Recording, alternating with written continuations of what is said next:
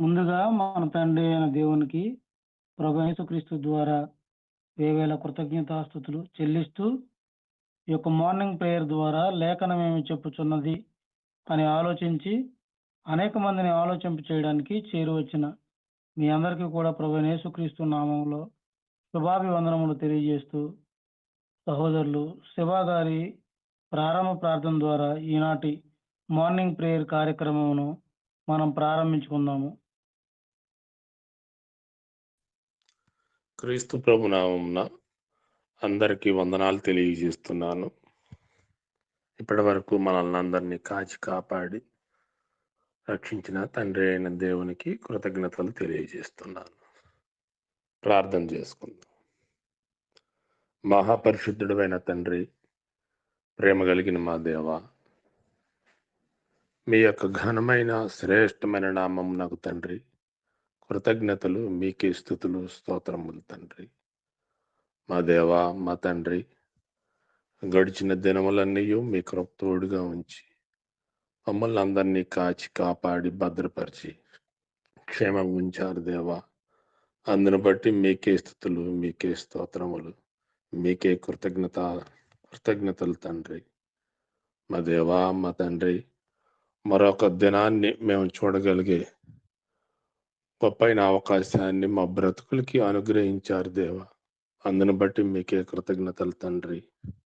మా దేవా, మా తండ్రి, ఈ యొక్క ఉదయకాల సమయంలో లేఖనం ఏమి చెప్పుచున్నది అనే కార్యక్రమం ద్వారా మేమందరం ఇలా ఆన్లైన్లో కూడుకోవటానికి మీరిచ్చిన గొప్పైన భాగ్యాన్ని బట్టి తండ్రి మీకే కృతజ్ఞతలు దేవా. ఈ యొక్క కార్యక్రమంలో తండ్రి పాటల ఎందే కానీ వాక్య పఠనం మందు మీ కృప తోడుగా ఉంచి ముందుండి నడిపించండి తండ్రి. మా దేవా, మా తండ్రి, వాక్య బోధ అలాగే తండ్రి వాక్య పఠనము వివరణ చేయుచున్న సహోదరులకి, అలాగే తండ్రి వాక్య బోధ చేయుచున్న సహోదరులకి ఏ అయితే వివరించడానికి సిద్ధపడి ఉన్నారో వివరించే వాక్యాన్ని తండ్రి ఉన్నది ఉన్నట్టుగా వివరించటానికి కావలసిన తెలివి, జ్ఞానము, ఆరోగ్యము, బలము, శక్తిని అనుగ్రహించండి తండ్రి. వివరించిన వాక్యాన్ని తండ్రి మేమందరం గ్రహించి క్రీస్తుకు సమానమైన సంపూర్ణతకు మేమందరం ఎదగటానికి మీరే మాకు సహాయం అనుగ్రహించండి తండ్రి. మా దేవా, మా తండ్రి, ఈ కార్యక్రమాన్ని నిర్వహిస్తున్న రవి గారు, వారి కుటుంబాన్ని దీవించండి దేవా. ఈ విధంగా తండ్రి ఈ కార్యక్రమం మొత్తం మీకు మహిమకరంగాను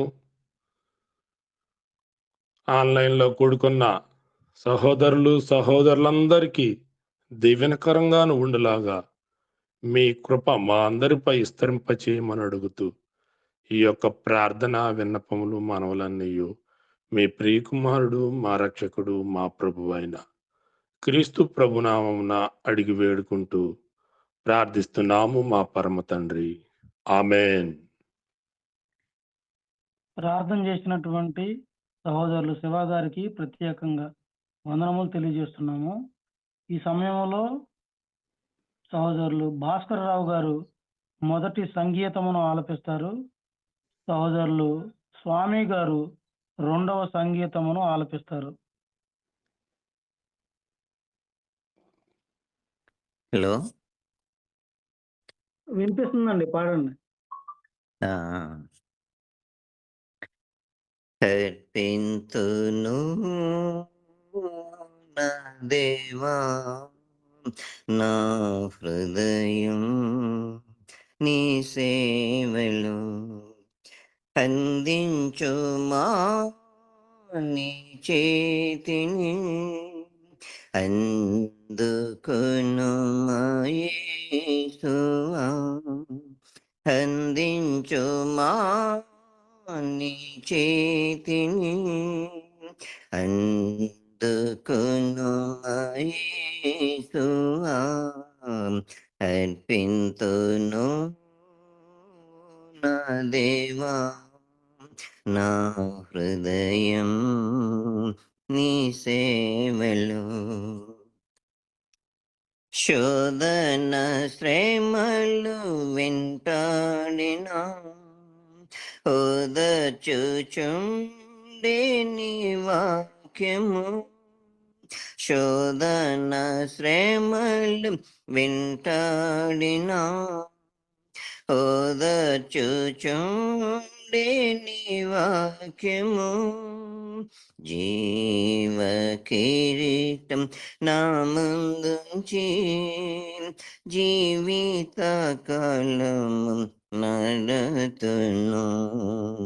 జీవ కిరీటం నా ముందుంచి జీవిత కాలము నడతును. అర్పింతును నా దేవా నా హృదయం నీ సేవలో. నూతన జీవిగా చేయుమా నిత్యము నన్నిలా కాయుమా. నూతన జీవిగా చేయుమా నిత్యము నన్నిలా కాయుమా. ఆత్మ శరీరం ప్రాణంబు అంకితం నా రక్షక. ఆత్మ శరీరం ప్రాణంబు అంకితం నా రక్షక. అర్పింతును నా దేవా నా హృదయం నీ సేవలో. నాలో నీ గానము నీ కొరకే నా యొక్క మార్గము నీ కేరుకే. నాలో నీ గానము నీ కొరకే నా యొక్క మార్గము నీ కేరుకే. సరళమైన త్రోవలు నడచుని నాకియుము. సరళమైన త్రోవలు నడచుని నాకియుము. అర్పింతును నా దేవా నా హృదయం నీ సేవలో. అందించుమా నీ చేతిని అందుకొనుమా యేసువా. అర్పింతును ఓ నా దేవా నా హృదయం నీ సేవలో. అందరికీ వందనాలండి. తండ్రి నా దేవునికి కృతజ్ఞతాస్తుతులు కూడొచ్చిన మీ అందరికీ యేసు ప్రభు నామములో అందరికీ వందనాలండి. అధ్యక్ష వారికి వందనాలు. ఈ లోకయాత్రలో ఈ స్వల్ప మజిలీలో అన్న పాట పాడి దేవుని మహిమగా అందరూ పాడదాము. ఈ లోకయాత్రలో ఈ స్వల్ప మజిలీలో ఈ లోకయాత్రలో ఈ స్వల్ప మజిలీలో నీ ప్రాణమే క్షణభంగురమనుకో.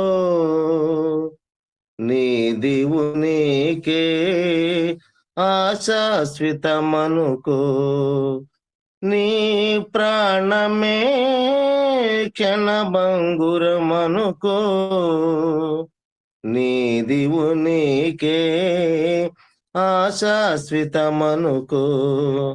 ఈ లోకయాత్రలో ఈ స్వల్ప మజిలీలో ఈ లోకయాత్రలో ఈ స్వల్ప మజిలీలో ఆస్తిపాస్తులు నీకు నష్టమైనను, ఆప్తులంత నిన్ను విడిచి వెళ్ళిపోయినా, ఆస్తిపాస్తులు నీకు నష్టమైనను, ఆప్తులంత నిన్ను విడిచి వెళ్ళిపోయినా, బంధువర్గమే నీకు దూరమైనను, బంధువర్గమే నీకు దూరమైనను, లోతు భార్యలా నీవు వెనుదిరుగకు, లోకాశలకు నీవు లొంగిపోకు,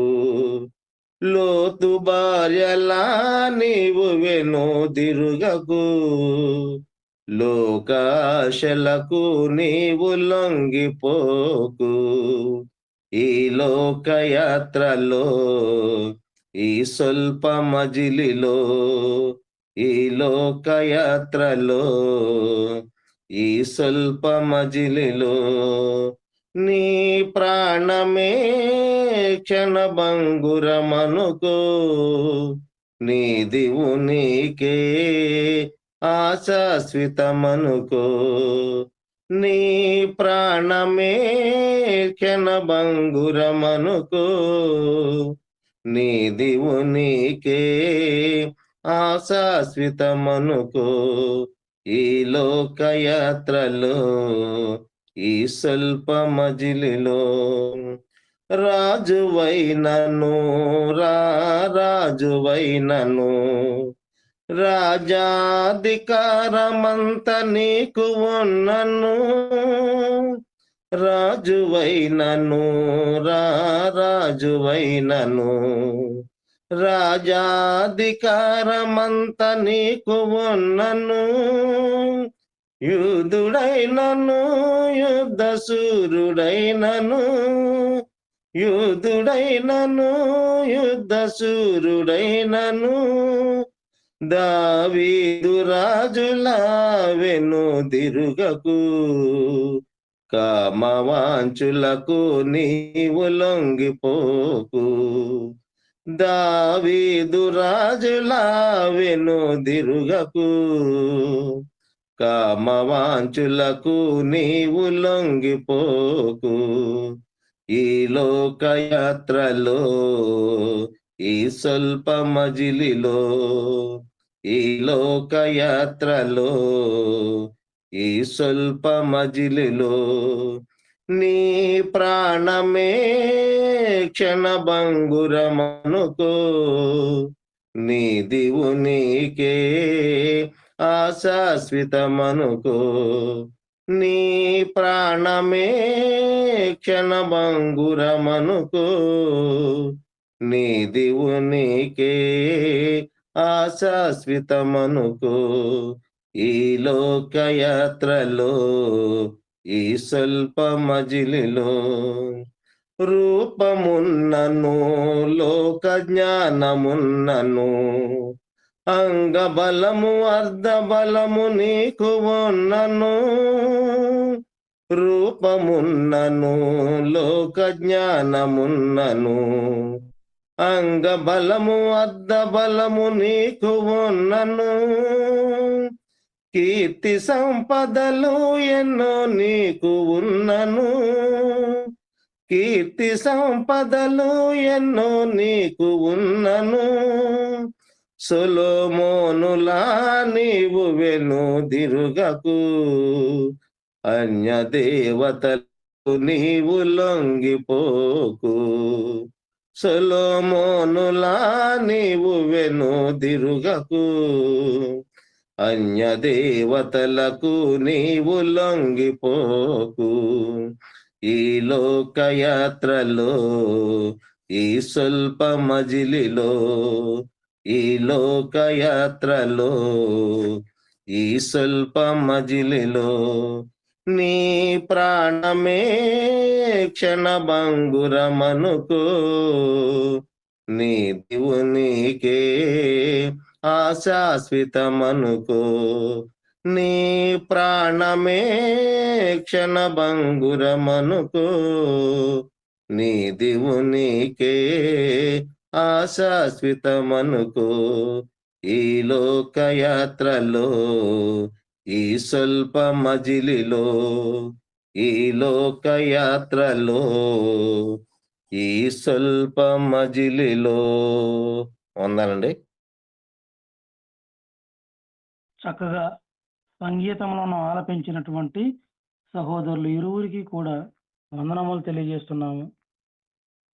వాక్య పఠన భాగంగా లేవియా కాండము 2వ అధ్యాయమును మనం చదువుకుందాము. సహోదరి జ్యోతి 1 నుండి 6 వచనాలు చదివి వినిపిస్తారు. తర్వాత సహోదరుడు వసంతరావు గారు 7వ వచనం నుండి చివరి వరకు చదివి వినిపిస్తారు.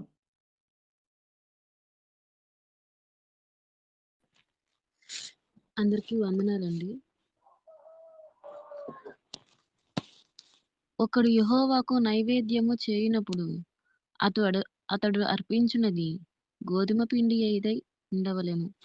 అతడు దాని మీద నూనె పోసి సాంబ్రాణి వేసి యాజకులకు అహరోను కుమారుల యొద్దకు దానిని తేవలెను. అందులో నుండి యాజకుడు తన చేరతో చేరెడు నూనెయు చేరెడు గోధుమ పిండియు దాని సాంబ్రాణి అంత్యయు తీసుకొని యెహోవాకు ఇంపైన సువాసన గల హోమముగా బలిపీఠం మీద అందులో ఒక భాగమును జ్ఞాపకార్థముగా దహింపవలెను. ఆ నైవేద్య శేషము అహరోనుకును అతని కుమారులకును ఉండును. యెహోవాకు అర్పించు హోమములలో అది అతి పరిశుద్ధము. నీవు పొయ్యలో కాల్చిన నైవేద్యము చేయునప్పుడు అది నూనె కలిసినదియు పొంగనిదియునైనా గోధుమ పిండి అప్పడమోలే గాని నూనె రాచినదియు పొంగనిదియునైనా పూరీలే గాని కావలెను. నీ అర్పణము పెనుమ మీది కాల్చిన నైవేద్యమైన యెడల అది నూనె కలిసినదియును పొంగనిదియునైనా గోధుమ పిండిదై ఉండవలెను. అది నైవేద్యము గనుక నీవు దాన్ని మ్రొక్కలుగా తుంచి వాటి మీద నూనె పోయవలెను. వందనాలండి.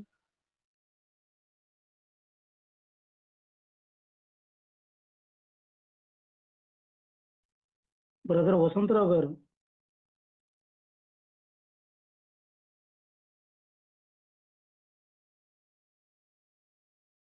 సహోదరుల అప్పారావు గారు ఈ లేవియా కాండము 2వ అధ్యాయం 7వ వచనం నుండి చివరి వరకు చదివి వినిపిస్తారు.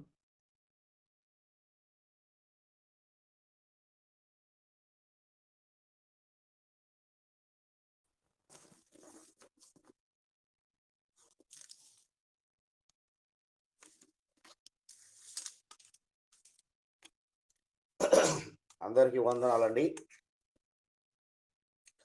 నీవు అర్పించినది కొండలో వండిన నైవేద్యమైన ఎడల నూనె కలిసిన గోధుమ పిండితో దానిని చేయవలను. వాటితో చేయబడిన నైవేద్యమును యెహోవా యొద్దకు తేవలను. యాజకుని యొద్దకు దానిని తెచ్చిన తర్వాత అతడు బలిపీఠము దగ్గరకు దానిని తేవలను. అప్పుడు యాజకుడు ఆ నైవేద్యముతో ఒక భాగమును జ్ఞాపకార్థముగా తీసి బలిపీఠము మీద యెహోవాకు ఇంపైన సువాసన గల హోమముగా దాన్ని దహింపవలను. ఆ నైవేద్య శేషము అహరోనుకును అతని కుమారులకును చెందును. యెహోవాకు అర్పించు హోమములలో అది అతి పరిశుద్ధము. మీరు యెహోవాకు చేయు నైవేద్యమేదియు పులిసి పొంగిన దానితో చేయకూడదు. ఏలయనగా పులిసినదైనను తేనైనను యెహోవాకు హోమముగా దహింపవలదు.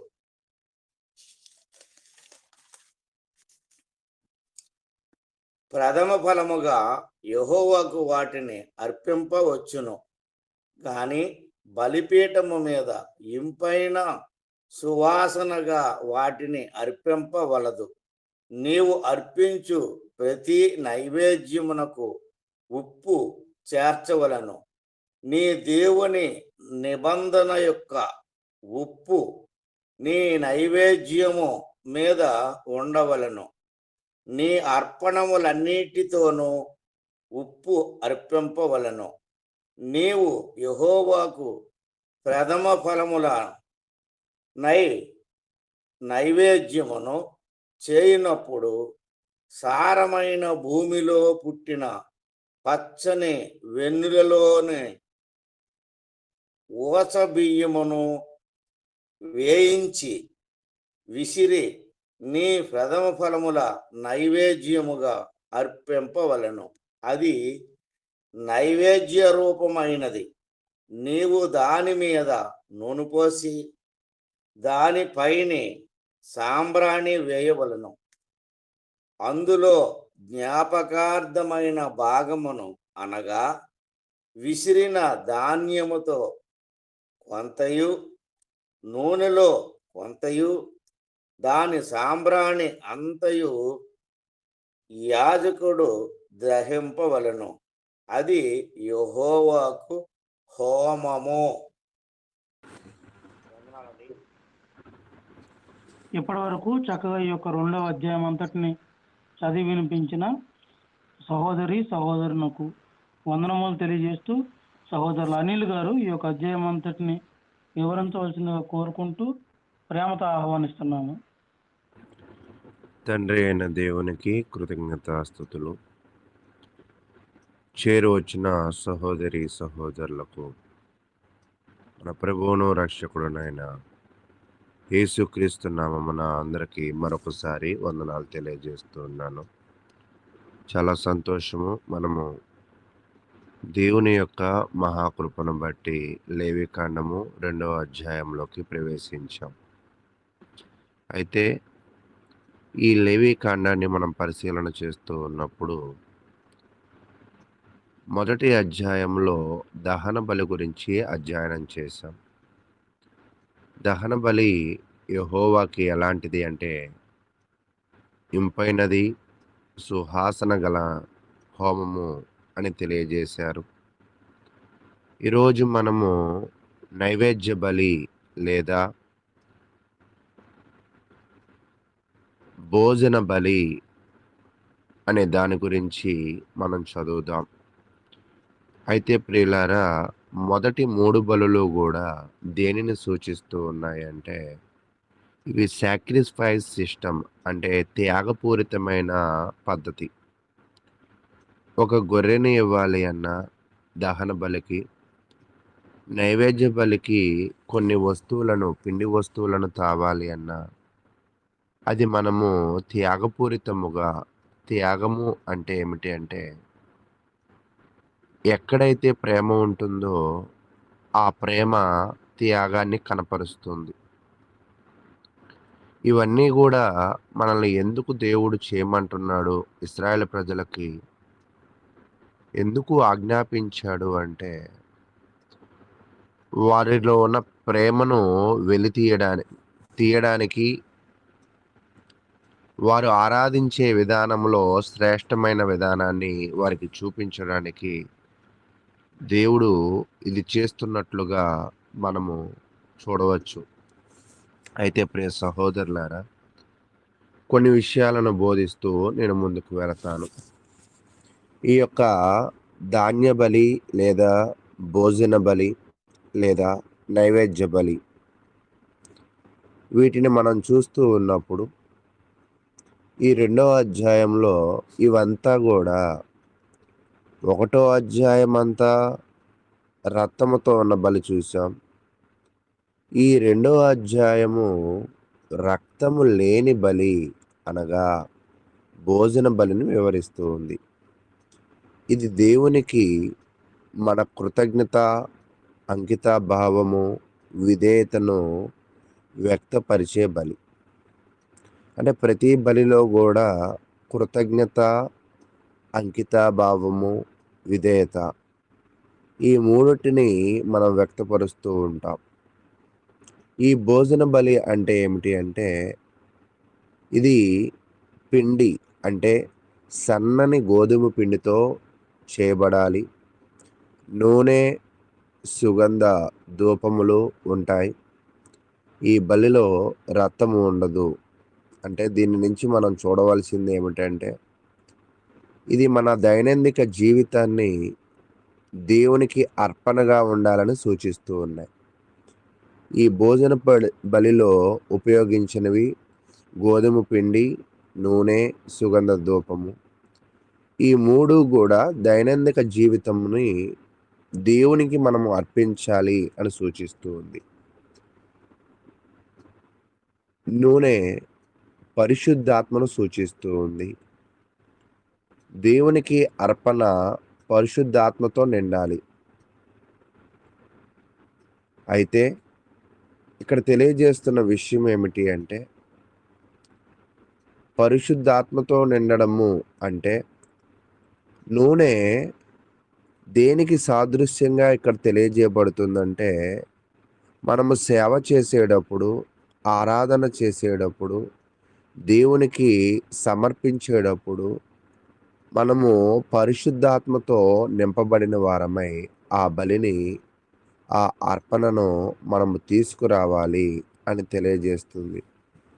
అందుకే జకర్య గ్రంథంలో ఒక మాట అంటూ ఉంటాడు 4:6లో, బలము చేత కాదు, శక్తి చేత కాదు, నా ఆత్మ చేతనే అని తెలియజేస్తూ ఉంటాడు. దేవునికి ఇచ్చే బలి కూడా ప్రప్రథమంగా మనం ఆత్మ చేత ఇవ్వబడాలి. ఇక్కడ నూనె దేనిని ఇంకా తెలియజేస్తుంది అంటే, నూనె లేకుండా దీపము ఎలగదు, పరిశుద్ధాత్మ లేకుండా సేవ కూడా నిలబడదు తెలియజేస్తుంది. అయితే నూనెకి ముందుగా సన్నని పిండిని గురించి తెలియజేస్తున్నాడు. సన్నని పిండి దేనిని వివరిస్తుంది అంటే, ఆ సన్నని పిండి నలిపివేయబడింది, ఆ సన్నని పిండి మెత్తగా మార్చబడింది. అలాగే మన హృదయాలు కూడా అహంకారం లేనివిగాను, విరిగిన మనసులుగాను, దేవునికి అనుకూలమైన స్వభావాన్ని మనము కలిగి ఉండాలని ఇవి తెలియజేస్తుంది. కాబట్టి ప్రియులారా, సన్నని పిండి విరిగిన మనసును, మెత్తటి మనసును, నూనె పరిశుద్ధాత్మను మనము కలిగి ఉండడం, ధూపము దేవునికి సువాసనగాను. ధూపము దేనిని సూచిస్తుంది అంటే, మన ప్రార్థనా జీవితాన్ని సూచిస్తూ ఉంది. ఈ 3 కూడా అంటే మెత్తని స్వభావము, పరిశుద్ధాత్మతో నిండి ఉండడము, ప్రార్థనా జీవితము, ఈ 3 లక్షణాలు మన దైనందిక జీవితంలో కలిగి ఉండాలని దేవుడు కోరుకుంటూ ఉన్నాడు. అందుబట్టే వీటిని తీసుకురమ్మన్నట్లుగా మనమైతే చూస్తూ ఉన్నాం. అయితే దీనిలో ఏది చేర్చకూడదు అంటే, ఇంకా చేర్చవలసిన ఇంకొక విషయం ఏమిటి అంటే, ఉప్పు అని తెలియజేస్తున్నాడు. నీ భోజన బలులన్నిటిలో ఉప్పు ఉంచవలెను అని తెలియజేస్తూ ఉన్నాడు. ఉప్పు దేనికి సాదృశ్యము అంటే, ఉప్పు చెడిపోకుండా కాపాడుతుంది, రుచిని ఇస్తుంది, నిలకడకు చిహ్నం అన్నమాట. కాబట్టి ఉప్పు ఎందుకు అంటే, అది స్థిరత్వాన్ని, ఆ బంధాన్ని కాపాడుకోవడానికి, ఆ ఒప్పందాన్ని స్థిరంగా ఉంచుకోవడానికి ఉప్పుని సూచిస్తూ ఉంది. అయితే ఇవన్నీ కూడా ఈ బలిలో కావాల్సిన వాటిని మనం చూస్తూ ఉన్నాం. అయితే వద్దు అన్నది కూడా ఇక్కడ ఉంది. ఏమి వద్దు అన్నాడంటే, పులుపు వద్దన్నాడు, తేనె వద్దన్నాడు. అంటే పులి అనేది వద్దన్నాడు, తేనెను ఆయన నిషేధిస్తున్నాడు. ఈ 2 పదార్థాలు నిషేధిస్తున్నాడు. ఎందుకు అంటే, పులి అనేది పాపాన్ని, కపటత్వాన్ని, అహంకారాన్ని చూపిస్తూ ఉంది. తేనె అయితే ఇది సహజ మాధుర్యత. అంటే ఈరోజు నిజంగా చాలామంది కూడా సహజమైన మాధుర్యాన్ని కోరుకుంటూ ఉంటారు. ఆ కొద్దిగా సేపు ఉండే మాధుర్యాన్ని కోరుకుంటూ ఉంటారు. అంటే ఆత్మీయత లేని భక్తి, ఆ నిమిషం మాత్రమే భావోద్వేగత ఉండే ఆరాధన, ఆ నిమిషం మాత్రమే సహజంగా ఉండే మాధుర్యత, ఒక రకంగా నటన, భావోద్వేగము, వీటిని దేవుడు మన దగ్గర నుంచి కోరుకోవడం లేదు. కపటము. కాబట్టి ఆ బలిలో కూడా దేవుడు పులుపు తేనెలను ఆయన నిషేధించినట్లుగా చూస్తూ ఉన్నాం. కాబట్టి దేవునిని ఆరాధించాలి అంటే పైన ఏం తెలియజేశాడంటే సాత్వికమైన స్వభావము, నలిగిన మనసు, పరిశుద్ధాత్మతో కూడిన మనసు, ప్రార్థన జీవితాన్ని, స్థిరమైన నిబంధనను, ఒప్పందనను కలిగి ఉండాలి. ఆ లక్షణాలు కలిగి ఉండాలి. ఈ లక్షణాలు మనము కలిగి ఉండకూడదు అని తెలియజేస్తూ ఉన్నారు. అయితే ప్రియులారా, చివరిగా తెలియజేస్తున్న విషయం ఏంటంటే యాజకులకు భాగం. యాజకులకి కూడా ఎందుకు భాగం ఇవ్వాలంటే దేవుని సేవకులు ఆ దేవుని పనిని జరిగించాలి అంటే వారికి ఆ బలిలో కొంత భాగము ఇవ్వాలని దేవుడైతే నిర్ణయించాడు. కాబట్టి ఇక్కడ ఇవన్నీ పరిశీలన చేస్తూ ఉన్నప్పుడు వీటిని ఇంకా కొంచెం లోతుగా అధ్యయనం చేయడానికి మనం ముందుకు వెళదాం. చూడండి, ఈ యొక్క అధ్యయనాన్ని మనం పరిశీలన చేస్తూ ఉన్నప్పుడు ఒకసారి దాని అవుట్లైన్స్ని మరలా స్టడీ చేస్తూ ముందుకు వెళదాం. లేవికాండము 2వ అధ్యాయము. ఒకవేళ ఈ 2వ అధ్యాయాన్ని మనము పరిశీలన చేస్తూ ఉంటే 1 నుంచి ఈ లేవికాండము 2వ అధ్యాయము 1 నుంచి 3 వచనాలు ప్రాథమిక ధాన్యార్పణ, అంటే మంచి పిండిని తావాలి, నూనె సాంబ్రాణిలు వేయాలి, బలిపీఠం మీద అది యాజకులు ఆహారం అవుతుంది అనేది తెలియజేశాడు. 4 నుంచి 10 వచనాలు తెలియజేస్తున్నప్పుడు కాల్చిన లేదా వేయించిన ఎంపికలు, ఆహారాన్ని ఎలా కాల్చాలి, ఎలా వేయించాలి అని తెలియజేశాడు. 11 నుంచి 13 వచనాలు చూస్తున్నప్పుడు అది పులియబెట్టకూడదు, ఉప్పు కలపండి, పులియబెట్టద్దు, ఉప్పు కలపండి అని తెలియజేశాడు. 14 నుంచి 16 వచనాలు చూస్తున్నప్పుడు ప్రథమ ఫలాలు ధాన్యము, అంటే బార్లీ గింజలను తొలి దశలో కాల్చి నలిపి నూనె మరియు సాంబార్తో కలుపుతారు మరియు కలుస్తారు. కాబట్టి ప్రాముఖ్యమైన ఏమిటంటే నైవేద్యం స్వభావం. ఏదైనా యెహోవాకు సమర్పించాలన్నప్పుడు ఆ నైవేద్యం తయారు చేయబడి మెత్తని పిండి ఉపయోగించడము స్వచ్ఛతను సూచిస్తూ ఉంది. దేవునికి మనము అర్పించే అర్పణగా ఉండాలని మనకి గుర్తు చేస్తూ నూనె చెక్కడం అంటే ఏమిటంటే ఆయన దాని సాంబ్రాన్ని వేసి ఆహారాల వద్దకు తీసుకువెళ్ళాలి. నూనె సాంబ్రాన్ని ప్రార్థన మరియు ఆరాధన. ఇది మన నైవేద్యాలు ఆత్మతో మరియు ప్రార్థన భక్తితో కూడి ఉండాలని సూచిస్తుంది. అంటే మనం అర్పించేది ఆత్మతో మరియు ప్రార్థన భక్తితో కలిగి ఉండాలి. 11వ వచనం చూస్తూ ఉన్నప్పుడు మీరు యెహోవాకు అర్పించే ఏ నైవేద్యాన్ని పులిసిన పిండితో తయారు చేయకూడదు, ఎందుకంటే యెహోవాకు అగ్ని ద్వారా అర్పించబడిన నైవేద్యముగా పులిసిన పిండి లేదా తేనెను కాల్చకూడదు. పులిసిన పిండి తరచుగా పాపాన్ని సూచిస్తుంది మరియు నైవేద్యము అది లేకుండా పవిత్రమైన స్వభావంతో ఇవ్వాలని తెలియజేస్తుంది. 13వ వచనము ఉప్పు గురించి తెలియజేస్తుంది. మీరు మీ నైవేద్యాలన్నింటినీ ఉప్పుతో రుచిగా ఉంచాలని నొక్కి చెప్తుంది. ఉప్పు సంరక్షణకారి, దేవుని నిబంధన యొక్క శాశ్వత స్వభావాన్ని ఇది సూచిస్తూ ఉంది. కాబట్టి ప్రియ సహోదరులారా, నేను 2 మార్లు 2 విధాలుగా ఈ విషయాలనైతే మీకు తెలియజేస్తూ ఉన్నాను. అయితే మూడో మారు దానిలో ఉన్న కొన్ని ఇంకా లోతైన అర్థాలను తెలియజేస్తూ ఇంకొంచెం ముందుకు వెళ్ళే ప్రయత్నం చేస్తాను. ఇక్కడ దేవునికి కానుకగా ఇచ్చే ధాన్య నైవేద్యాన్ని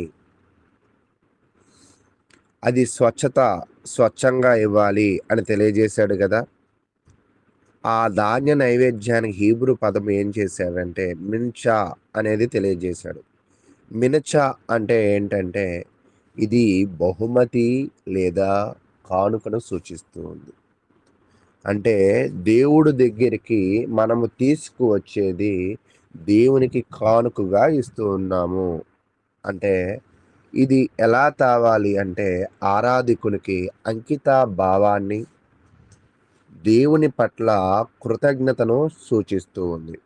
కాబట్టి ఈరోజు దేవుని దగ్గరికి తీసుకువచ్చేది ఆ యొక్క పిండిని వాళ్ళు అంకిత భావముతో, నాణ్యమైనది, స్వచ్ఛమైనది, కృతజ్ఞత భావముతో తావాలి. ఈరోజు దేవునికి ఇస్తున్న ప్రతిదీ ఏదో దొరికింది కాబట్టి ఇస్తున్నామా, లేదా దేవుడు నాకు మేలు చేశాడు నేను ఇవ్వాలి అని కృతజ్ఞతా భావంతో ఇస్తున్నామా? కానీ ఇక్కడ దేవుడైతే కృతజ్ఞతా భావముతో ఇవ్వమన్నాడు, మొదటిది. రెండవది, మెత్తన పిండి యొక్క వాడకాన్ని మనం చూసినట్లయితే, ఒకడు యెహోవాకు నైవేద్యమును తాగా అది మెత్తని పిండితో ఉండవలెను. మెత్తని పిండి అనే హీబ్రూ పదమును సులేట్ అనే హీబ్రూ పదం వాడాడు.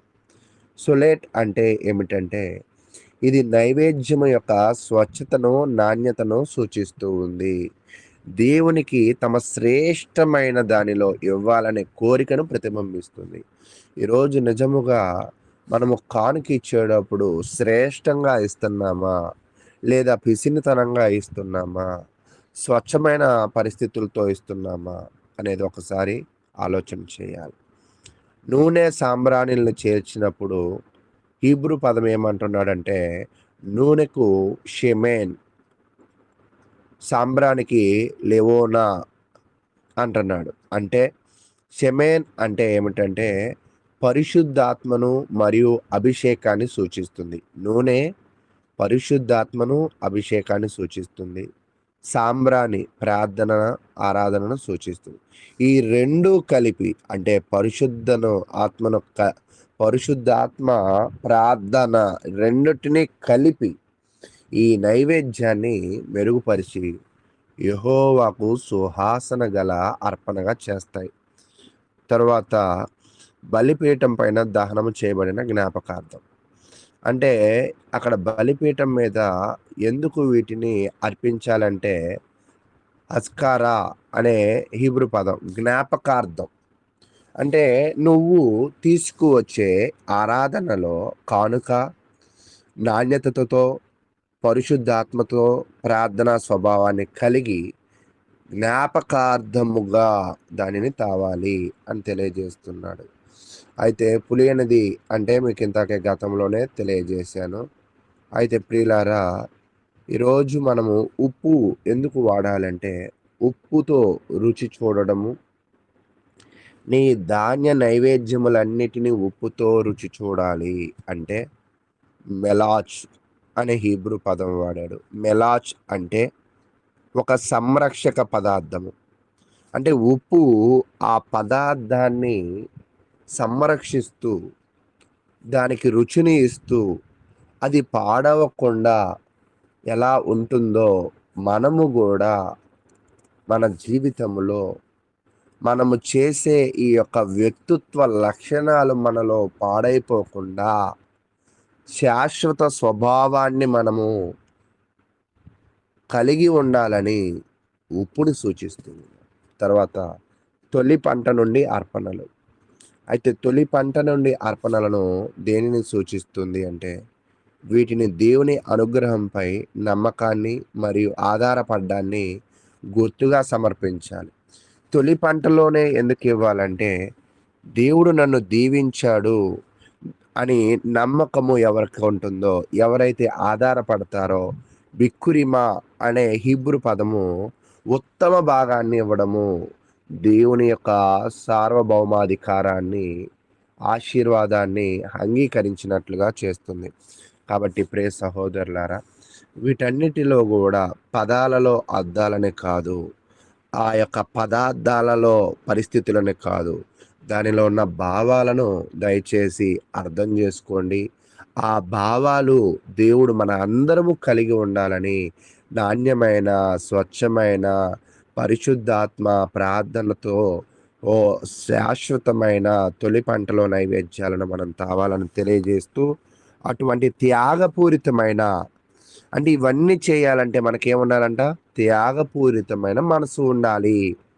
ఎవరైతే త్యాగపూరితమైన మనసుతో చేయగలుగుతారో అదే వర్షిప్ అని అంటారు, అదే ఆరాధన అంటారు.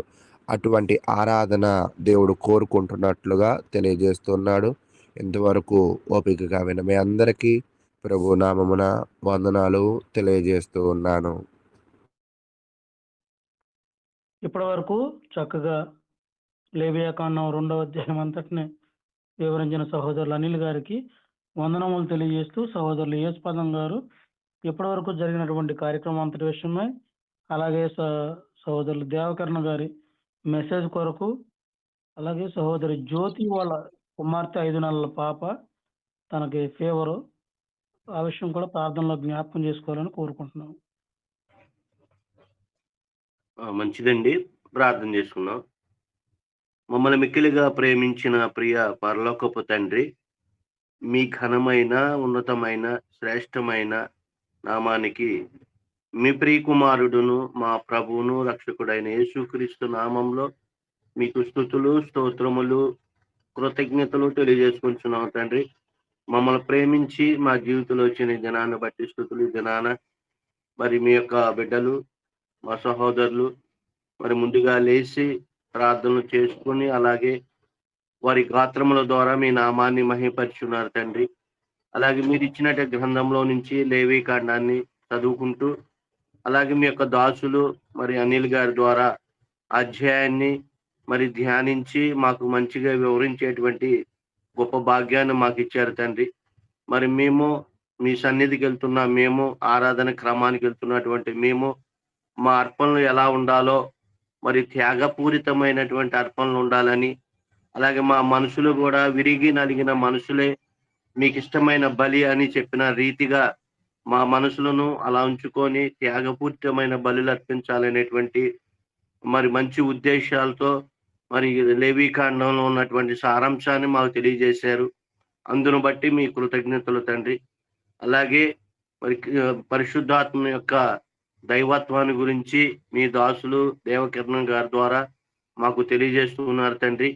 మరి మొన్నటి దినాన మరి ఆయన వ్యక్తిత్వాన్ని గురించి, అలాగే అధికారాన్ని గురించి, అలాగే మరి ఆయన చేసేటువంటి పనిని గురించి కూడా మరి తెలియజేయబోతున్నారు తండ్రి. కాబట్టి ఈరోజు మా ముందుకి ఏమైతే సమాచారాన్ని తీసుకొచ్చి తెలియజేయాలనుకొని సిద్ధంగా ఉన్నారో, మరి సిద్ధపడినటువంటి మీ దాసులకి మరి మంచి జ్ఞానాన్ని, జ్ఞాపశక్తినిచ్చి సందర్భానుసారంగా బోధించే మంచి సామర్థ్యాన్ని మరింత మీ దాసులకి దయచేయమని కోరుకుంటూ, వినుసున్నటువంటి మాకు కూడా గ్రహించేటువంటి మనసును దయచేయండి తండ్రి. అలాగే మరి ప్రార్థనా సహాయం కోరినటువంటి మరి సహోదరుమని బిడ్డ నిమిత్తం విజ్ఞాపం చేస్తున్నాము. ఆమె జ్వరంతో బాధపడుతున్నది. కాబట్టి ఆ జ్వరాన్ని పూర్తిగా తొలగించి మంచి ఆరోగ్యాన్ని ఇచ్చి ఆ బిడ్డకి మంచి ఎదుగుదల దయచేయమని కోరుకుంటూ, ఈ మనవులు మీ ప్రియకుమారుడును మా ప్రభువును రక్షకుడైన యేసుక్రీస్తు నామంలో ఈ మనవులన్నీ అడిగి వేడుకొనుచున్న ప్రియ పరలోకపు తండ్రి, ఆమేన్. ప్రార్థన చేసినటువంటి సహోదరులు యేసుపదం గారికి వందనములు తెలియజేస్తూ, సహోదరులు దేవకర్ణ గారు వారికి ఇవ్వబడినటువంటి సమయం అంతటిని కూడా సంపూర్ణంగా వినియోగించుకోవాలని కోరుకుంటూ ప్రేమతో ఆహ్వానిస్తున్నాము. మహోన్నతుడైన దేవునికి నా హృదయపూర్వకమైన కృతజ్ఞతాస్తుతులు చెల్లిస్తున్నాను. అలాగే ఈ సమయంలో ఈ వేదికలో కూడిన ప్రతి ఒక్కరికి కూడా నా హృదయపూర్వకమైన వందనములు తెలియజేస్తున్నాను. ప్రియమైన వారలారా, గడిచిన వాక్య భాగంలో మనము పరిశుద్ధాత్మ దేవుని గురించి నేర్చుకుంటూ పరిశుద్ధాత్ముడు దేవునిగా పిలువబడ్డాడు అని చెప్పి కొన్ని వచన భాగాలను మనం చూడటం జరిగింది. అలాగే పరిశుద్ధాత్ముడు ఆయన సర్వాంతర్యామి అనగా సర్వము నిండి ఉన్నవాడు, నిత్యుడు, పరిశుద్ధుడు, అలాగే సర్వశక్తిమంతుడు, సర్వజ్ఞుడు అనే కొన్ని దైవికమైన లక్షణాలను గురించి మనం ధ్యానించాం. అలాగే ఈరోజు పరిశుద్ధాత్మ దేవుడు ఆయన దేవుని కార్యాలు నిర్వహించడంలో తన వంతుగా తన పాత్రను వహిస్తాడు అనే విషయాన్ని ఇప్పుడు మనము ధ్యానించబోతున్నాం. ఆయన చేసిన పనులు, ఆయన చేసిన కార్యములను గురించి మనము పరిశీలించినట్లయితే మొదటిది అనగా సృష్టిలో పరిశుద్ధాత్మ యొక్క పని, ఆయన నిర్వహించిన ఆ యొక్క పనిని గురించి మనం ఆలోచించినట్లయితే ఆదికాండము 1వ అధ్యాయము 1వ వచనం నుండి మనం 2 వచనం, ఆదియందు దేవుడు భూమి ఆకాశములను సృజించెను, భూమి నిరాకారముగాను శూన్యముగాను ఉండెను, చీకటి అగాధ జలము పైన కమ్మియుండెను, దేవుని ఆత్మ జలముల పైన అల్లాడుచుండెను.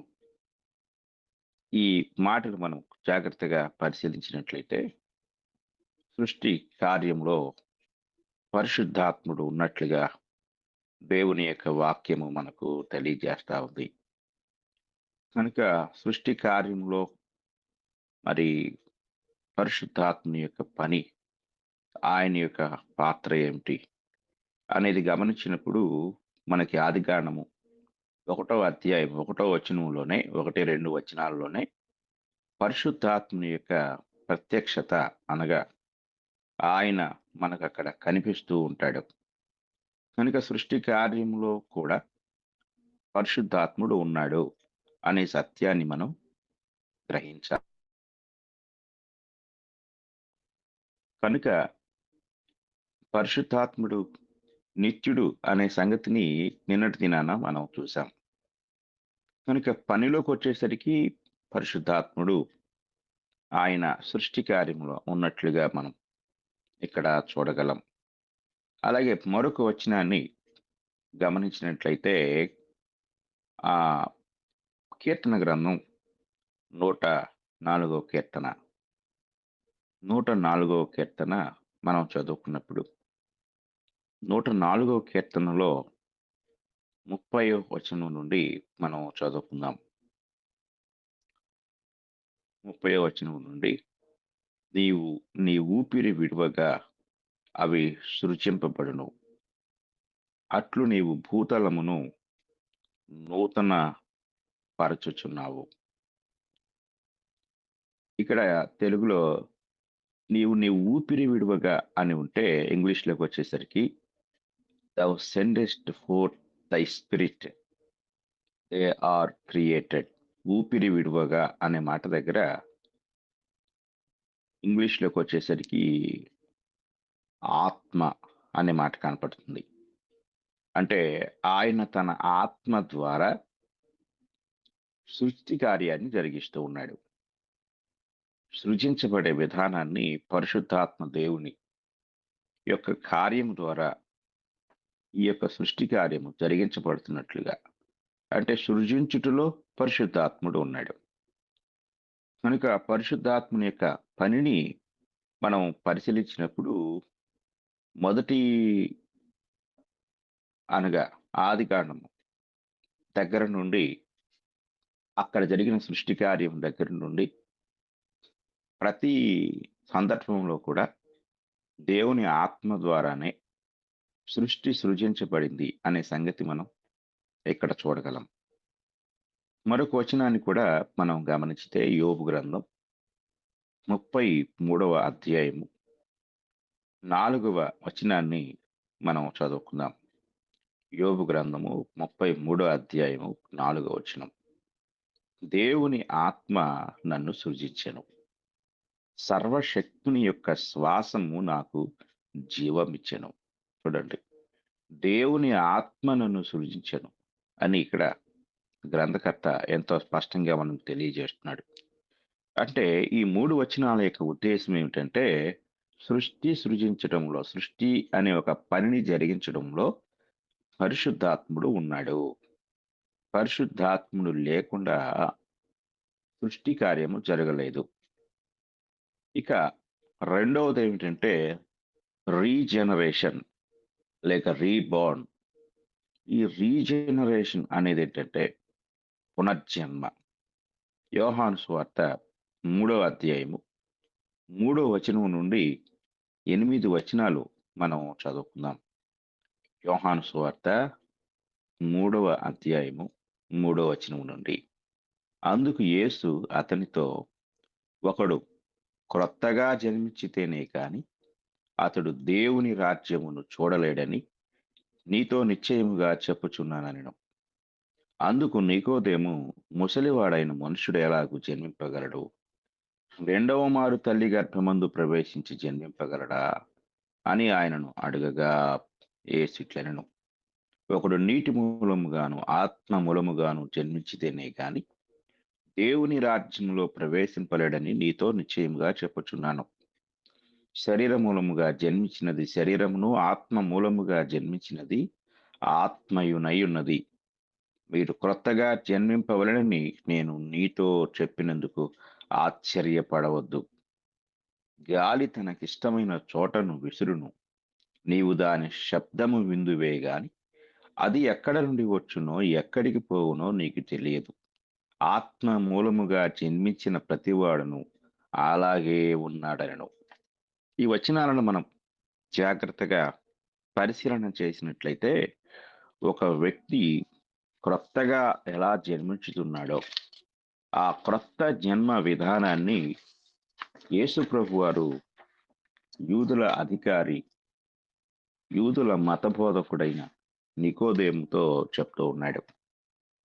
ఎందుకంటే యూదులు శరీర సంబంధమైన ధర్మశాస్త్రాన్ని మాత్రమే ఎరుగుతురు కానీ ఆత్మ మూలమైన దేనిని వారు ఎరగరు. అందుకు ఒకడు క్రొత్తగా ఎలా జన్మించగలడు అనే సందేహానికి యేసుక్రీస్తు వారు నికోదేముకు చక్కని సమాధానాన్ని ఇక్కడ తెలియజేస్తూ ఉన్నారు. కనుక ఆత్మ మూలముగా జన్మించే ప్రక్రియలో, అనగా ఒకడు తిరిగి జన్మించే ప్రక్రియలో పరిశుద్ధాత్ముడు పనిచేస్తూ ఉన్నాడు. పరిశుద్ధాత్ముని సహాయం లేకుండా రీజనరేషన్ అనేది, తిరిగి జన్మించుట, క్రొత్త సృష్టి అవుట అనేది సాధ్యమవుదు. ఈ పనిలో పరిశుద్ధాత్ముని యొక్క పాత్ర చాలా ప్రముఖమైనది. ఇది మనం జాగ్రత్తగా పరిశీలించాలి. కనుక మనము కొత్తగా జన్మించుటలో పరిశుద్ధాత్ముడు ఆయన పని జరిగిస్తాడు. ఆయన కార్యం లేకుండా ఒకడు కేవలం నీటిలో మునుగుట ద్వారా మాత్రమే పరిశుద్ధత పొందలేడు. కనుక ఇది మనం చాలా జాగ్రత్తగా గ్రహించాలి. చాలా మంది బాప్తిసం అయితే పొందుతారు కానీ వారిలో ఎలాంటి న్యూ క్రియేషన్ లేక క్రొత్త సృష్టి, క్రొత్త ఆత్మ లేక క్రొత్త అనుభవాలు, క్రొత్త జీవన విధానం లేక మార్పు చెందిన వారి జీవన విధానం ఏది కూడా వారిలో కనిపించదు. కారణం ఏంటంటే ఇక్కడ 2 విషయాలు చెప్తున్నాడు. ఒకటి నీటి మూలముగాను అన్నాడు, 2 ఆత్మ మూలముగాను. చాలా మంది నీటి మూలముగానే జన్మిస్తున్నారు, అంటే నీటిలో మాత్రమే ముంచబడుతున్నారు. కానీ ఇంకేది జరగదు, ఆ రెండోది జరగదు. ఆ రెండవది జరిగినప్పుడే రక్షణ కార్యం జరుగుతుంది, క్రొత్త సృష్టి అవుతాము. కనుక ఒకవేళ ఆత్మ మూలముగా జన్మించుట అనే ప్రక్రియ జరగనంత వరకు ఎన్నిసార్లు ఒక వ్యక్తి నీటిలో మునిగినప్పటికీ లేక బాప్తిస్మం పొందినప్పటికీ అతనికి ఏ ప్రయోజనము ఉండదు. ఒకవేళ తన మట్టుకు తాను నేను బాప్తిస్మం పొందాను, నేను రక్షణ పొందాను, లేక నేను రక్షించబడ్డాను అని స్వయం తృప్తి కోసం అలా అనుకోవచ్చు. కానీ అతని జీవితంలో ఎలాంటి మార్పు ఉండదు. ఎందుకంటే ఆ క్రొత్త జన్మలో ఆ ప్రముఖమైన పాత్ర పరిశుద్ధాత్మ దేవునికి ఉన్నది. ఆయన జోక్యం లేకుండా, ఆయన కార్యం లేకుండా ఒక వ్యక్తి నూతనత్వాన్ని, క్రొత్తదనాన్ని పొందలేడు. పేతురు మొదటి పత్రిక 1వ అధ్యాయము 1వ వచనం నుండి చదువుకుందాం. పేతురు మొదటి పత్రిక 1వ అధ్యాయము 1వ వచనం నుండి. యేసుక్రీస్తు అపోస్తలుడైన పేతురు తండ్రి అయిన దేవుని భవిష్యత్ జ్ఞానమును బట్టి ఆత్మ వలన పరిశుద్ధత పొందిన వారై విధేయులగుటకును యేసుక్రీస్తు రక్తము వలన ప్రోక్షింపబడుటకును ఏర్పరచబడిన వారికి అని పత్రిక ఎవరికి రాస్తున్నాడో చెప్తూ తన శ్రోతలు లేక గ్రహీతలు ఎవరు అంటే ఆ కింద వారి యొక్క ప్రాంతాల పేరు చెప్తాడు. కానీ ఆ పైన అంటే 2వ వచనం ప్రారంభంలో వారి యొక్క నిజ స్థితిని లేక నూతన స్థితిని గురించి మాట్లాడుతూ వీరెవరయ్యా అంటే 1 ఆత్మ వలన పరిశుద్ధత పొందిన వారు, 2 విధేయులగుటకు యేసుక్రీస్తు రక్తం వలన ప్రోక్షింపబడుటకు ఏర్పరచబడిన వారు. అంటే ఇక్కడ పరిశుద్ధత పొందటానికి 2 కార్యాలను ఆయన సూచిస్తున్నాడు. 1 యేసుక్రీస్తు యొక్క రక్తము ద్వారా ప్రోక్షించబడిన వారు. అంటే ఒక పాపి యొక్క రక్షణలో యేసుక్రీస్తు రక్తం యొక్క పాత్రను ఆయన మాట్లాడుతున్నాడు. దీన్ని గూర్చి నేను యేసుక్రీస్తు ప్రభు వారి యొక్క రక్తాన్ని గురించి మాట్లాడినప్పుడు అనేక విషయాలు చెప్పాను. అయితే ప్రస్తుతం మనం పరిశుద్ధాత్మను పనిని గురించి ధ్యానిస్తున్నాం. పరిశుద్ధాత్మని యొక్క పని ఏమిటి అంటే పరిశుద్ధపరిచే ప్రక్రియ. పరిశుద్ధపరిచే ప్రక్రియలో పరిశుద్ధాత్ముడు అంటే ఒక భౌతికమైన సృష్టి కార్యం, భూమి, ఆకాశము, అలాగే వీటన్నిటిని సృష్టించడంలో పరిశుద్ధాత్మ దేవుడు ఎలాంటి పని లేక ప్రమేయం లేక పాత్ర కలిగి ఉన్నాడో, అలాగే ఒక పాపి నూతన సృష్టిగా చేయబడుటలో కూడా పరిశుద్ధాత్ముడు ఒక పాత్ర కలిగి ఉన్నాడు.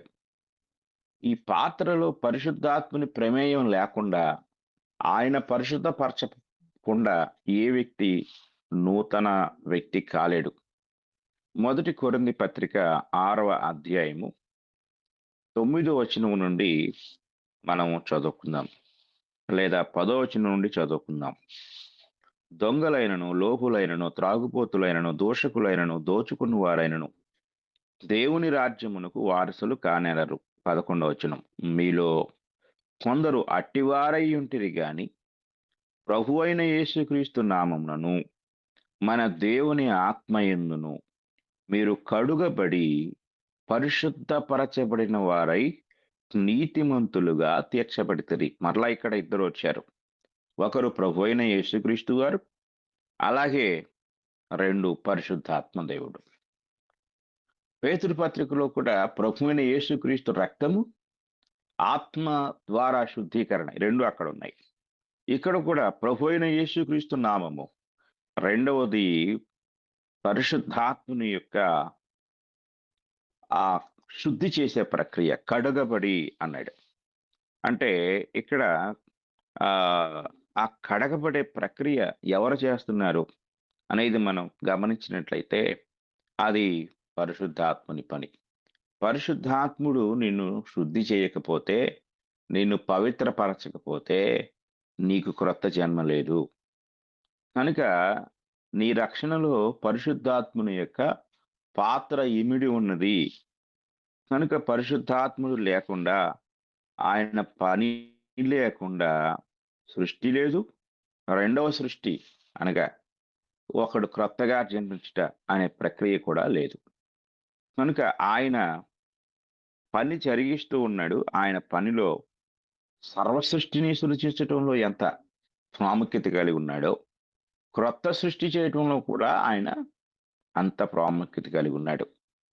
ఈ సృష్టిలో ఉన్న సకల ప్రాణులను సృజించుటలో పరిశుద్ధాత్ముడు ఎంత పని చేశాడో, నిన్ను ఒక కొత్త వ్యక్తిగా సృష్టించటంలో కూడా పరిశుద్ధాత్ముడు పని చేస్తున్నాడు.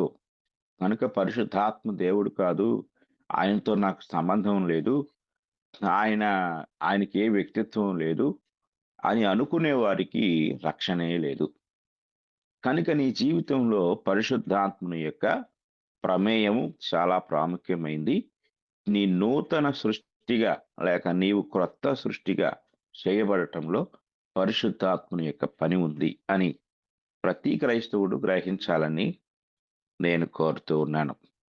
అలాగే ఇంకొక పని, ఆయన చేసే పని మనం చూసినట్లయితే రోమీయులకు రాసిన పత్రిక 8వ అధ్యాయం ఒక వచనాన్ని మనకు తెలియజేస్తూ ఉంది. రోమీయులకు రాసిన పత్రిక 8వ అధ్యాయము మనం చదువుకుందాం. రోమీయుల పత్రిక 8వ అధ్యాయము 11వ మనం చదువుకుందాం.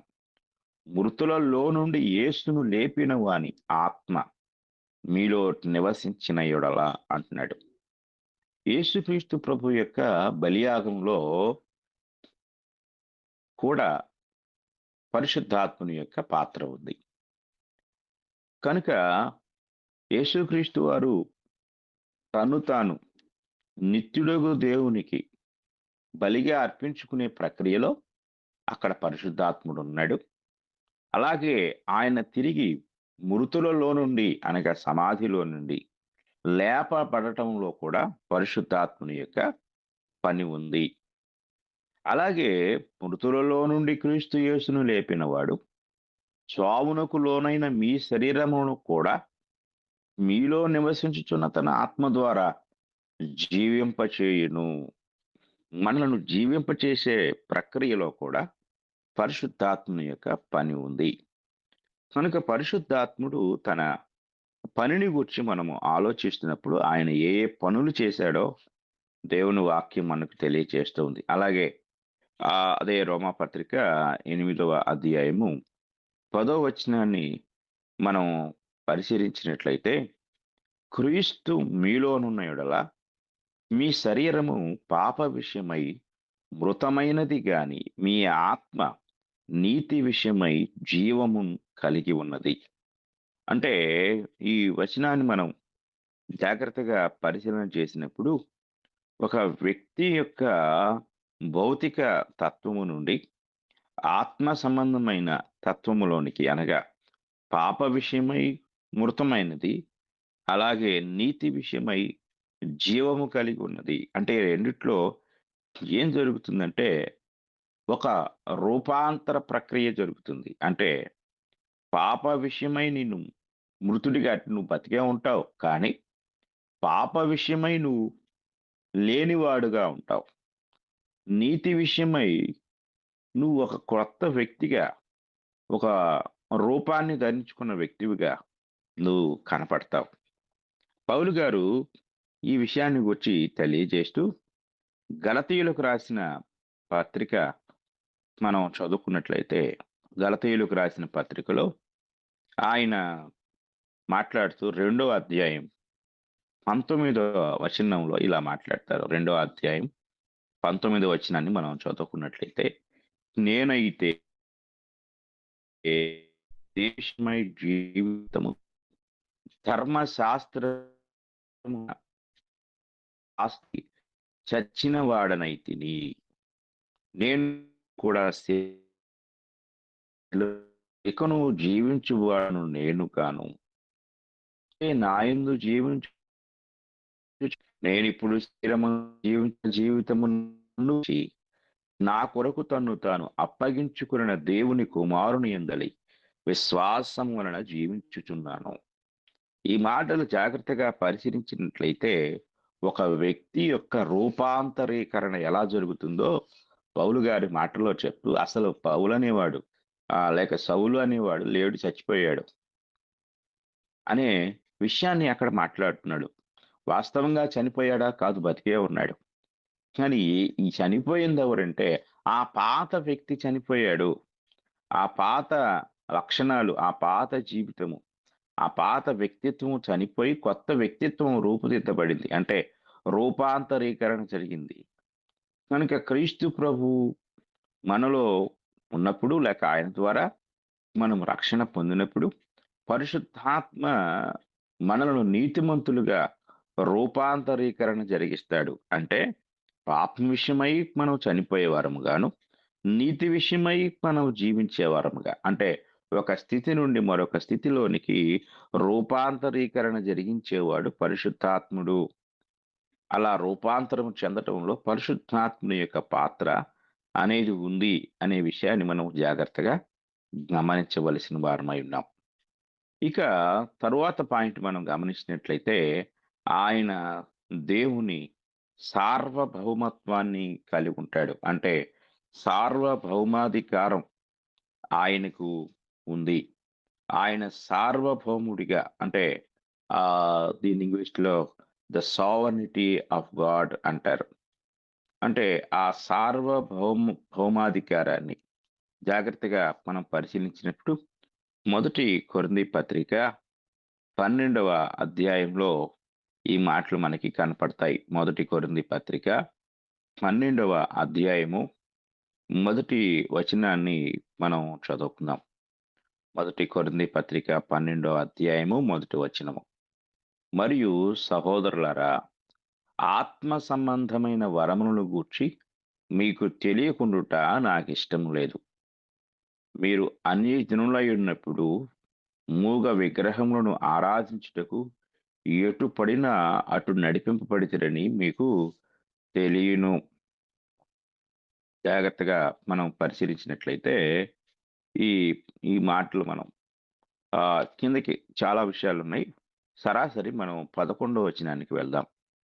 11వ వచనానికి వస్తే వరాలన్నిటిని గురించి మాట్లాడుతూ, ఆయనను వీటన్నిటినీ ఆ ఆత్మ ఒకడే తన చిత్తము చొప్పున ప్రతి వానికి ప్రత్యేకముగా పంచి ఇచ్చుచు కార్యసిద్ధి కలుగు చేయుచున్నాడు. పంచి ఇచ్చుచు అంటే ఆ సార్వభౌమాధికారాన్ని ఆయన కలిగి ప్రతి క్రైస్తవునిలో కూడా ఈ ఆత్మ సంబంధమైన వరముల యొక్క ప్రక్రియను నిర్వహించుటలో ఆయన తన వంతు ప్రధాన పాత్రను పోషిస్తూ ఉన్నాడు. అనగా పరిశుద్ధాత్ముడు సార్వభౌమాధికారాన్ని లేక ఆ యొక్క ఆ సావర్నిటీని ఆయన కలిగి ఉన్నాడు అనే విషయాన్ని మనము చాలా జాగ్రత్తగా గ్రహించవచ్చు.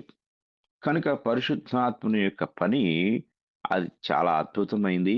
ఆ పరిశుద్ధాత్ముడు తన పనిని తాను జరిగిస్తూ ఉన్నాడు.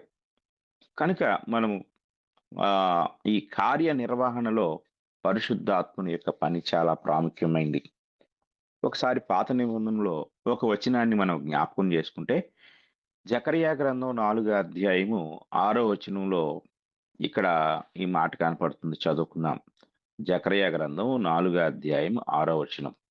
అప్పుడతడు నాతో ఇట్లనెను, జెరుబ్బాబెలునకు ప్రత్యక్షముకు యెహోవా వాక్కు ఇదే, శక్తి చేతనైనను బలము చేతనైనను కాక నా ఆత్మ చేతనే ఇది జరుగునని సైన్యములకు అధిపతియగు యెహోవా సెలవిచ్చెను. అంటే ఆ జరగబోయే కార్యము ఎవరి ద్వారా జరుగుతుంది అంటే ఇది పరిశుద్ధాత్మ ద్వారా. అంటే పరిశుద్ధాత్ముడు ఒక సావర్నిటీ కలిగి ఉన్నాడు.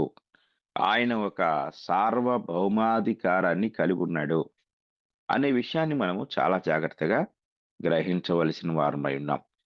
ఇంకా మనము పరిశుద్ధాత్ముని యొక్క ఆ దైవత్వాన్ని గురించి ఆలోచించితే, ఆయన దేవునిగా గుర్తించబడ్డ సందర్భాలను మనం చూడొచ్చు. ఆయన దేవునిగా గుర్తించబడ్డారు.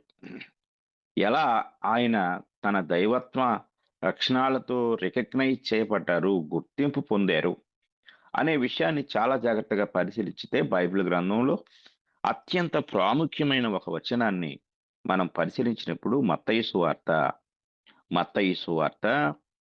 28వ అధ్యాయము మత్తయి సువార్త 28వ అధ్యాయము 19వ వచనంలో అక్కడ దైవత్వంలో ఒక వ్యక్తిగా మనం ఆయన చూడగలం. కాబట్టి మీరు వెళ్ళి సమస్త జనులను శిష్యులనుగా చేయుడి, తండ్రి యొక్కయు కుమారుని యొక్కయు పరిశుద్ధాత్మ యొక్కయు నామములోనికి వారికి బాప్తిస్మమిచ్చుచు అంటారు. అంటే దీనిని గొప్ప ఆజ్ఞ అని బైబిల్ పండితులు పిలిచారు, గ్రేట్ కమిషన్. ఈ గ్రేట్ కమిషన్లో లేక ఈ గొప్ప ఆజ్ఞలో ఎవరున్నారు అంటే ముగ్గురు వ్యక్తులు ఉన్నారు. తండ్రి, అలాగే కుమారుడు, అలాగే పరిశుద్ధాత్మ. వీరు ముగ్గురు ఒకే చోట చేర్చబడుట ద్వారా ముగ్గురు కూడా దేవునిగా గుర్తించబడుతూ ఉన్నారు. కనుక ఇక్కడ పరిశుద్ధాత్ముడు దేవునిగా గుర్తించబడిన సందర్భాలు, ఆయన దైవత్వాన్ని మనం పరిశీలించినట్లయితే ఆయన దేవునిగా గుర్తించబడ్డారు. అలాగే 2వ కొరింథీ పత్రిక 13వ అధ్యాయము 14వ వచనాన్ని కూడా మనం చదువుకుందాం. 2వ కొరింథీ పత్రిక 13వ అధ్యాయం 14వ వచనంలో అపోస్తలుల ఆశీర్వచనం ఇక్కడ కనపడుతుంది. ఈ ఆశీర్వచనంలో కూడా మనకు ఈ ముగ్గురు కనపడతారు. ప్రభు అయిన యేసుక్రీస్తు కృపయు, దేవుని ప్రేమయు, పరిశుద్ధాత్మ సహవాసమును మీకందరికీ తోడైండునుగాక అనే ఆ ఆశీర్వచనంలో అక్కడ ముగ్గురు వ్యక్తులు ఒకే చోట మనకి కనిపిస్తారు.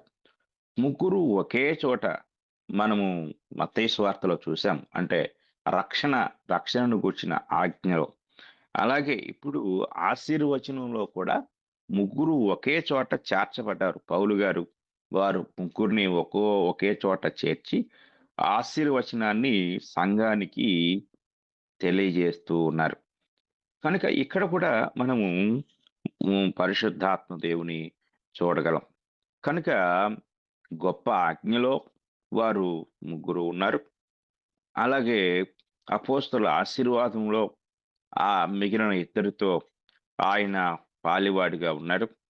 అలాగే మనము ఇంకొక విషయాన్ని చూస్తే ప్రకటన గ్రంథం 3వ అధ్యాయం 22వ వచనంలో విశ్వాసులతో మాట్లాడేవాడుగా ఆయన మనకి దేవునిగా కనిపిస్తున్నాడు. ప్రకటన గ్రంథం 3వ అధ్యాయం 22వ వచనాన్ని మనం చదువుకుందాం. ఈ వచనం ముగింపులో సంఘములతో ఆత్మ చెప్పుచున్న మాట చెవిగలవాడు వినుగాక. జాగ్రత్తగా మనం పరిశీలించినట్లయితే దేవుని వాక్యాన్ని మనం పరిశీలించినప్పుడు ఇక్కడ మన గురు 22